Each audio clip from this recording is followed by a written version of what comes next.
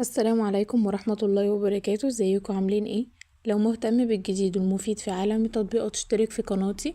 في قناتنا بندور كل يوم على الجديد في عالم التطبيقات واللي بيوفر وقت ومجهود عليك. مش محتاج تتعب نفسك، كفاية تشترك وتفعل الجرس عشان يوصلك شرح لأحدث التطبيقات المحلية والعالمية لتغيير استخدامك لتليفونك.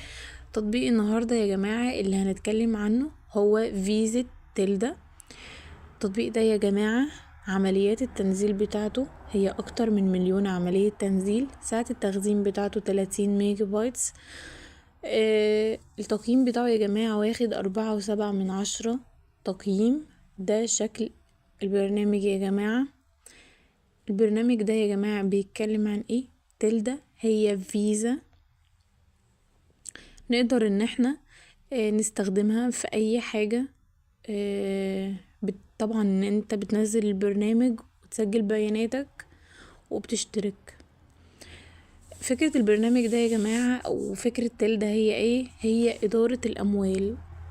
التطبيق ده بيركز على مساعدة المستخدمين في ادارة اموالهم بطريقة سهلة ومبتكرة.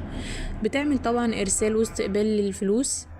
بيسمح للتطبيق ده ارسال واستقبال الفلوس، وده بيجعلها بديل عن المحفظة الالكترونية التقليدية اللي هي زي فودافون كاش، اورنج، مش عارف ايه كده.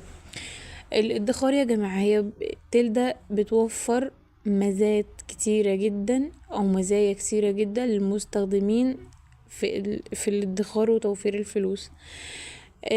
وهي وجهة مستخدم سهلة. التطبيق ده يا جماعة سهل في الاستخدام.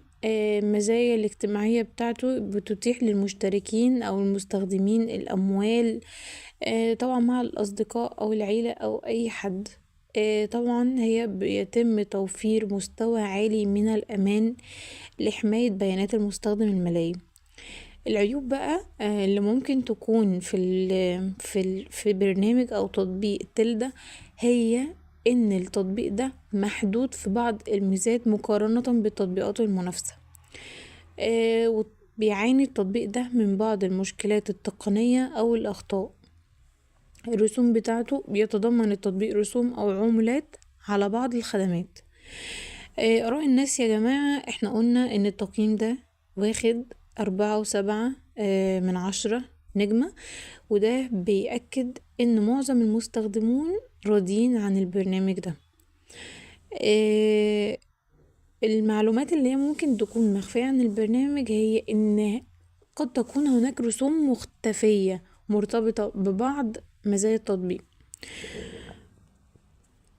البرنامج ده يا جماعة ناس كتيرة شكرت فيه وقالت ان هو موفر كتير جدا للأجانب المقيمين في مصر.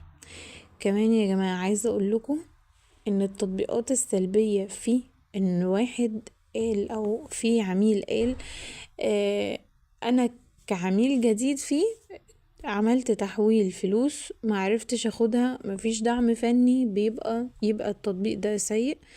وحد تاني قال ان كلم خدمة العملاء وعملوا شكوى ومحدش حل المشكلة، وان هما لازم يحلوا المشكلة بتاعت خدمة العملاء. هو كل مشكلة البرنامج واضح ان هي موجودة في خدمة العملاء. عايزة اقولكم يا جماعة طبعا ان احنا القناة بتاعتنا هي المكان الوحيد للكلام عن التطبيقات بدون تحييز لأي تطبيق، وكل واحد في قناتنا بيقول تجربته الحقيقية في التعليقات. هنثبت تعليقه عشان الكل يستفيد من تجربته سواء كانت تجربة إيجابية أو تجربة سلبية. هستنى تعليقكم لأن تعليقكم هيفيدنا وهيفيد غيركم كتير. استنوني في تطبيق جديد. مع السلامة.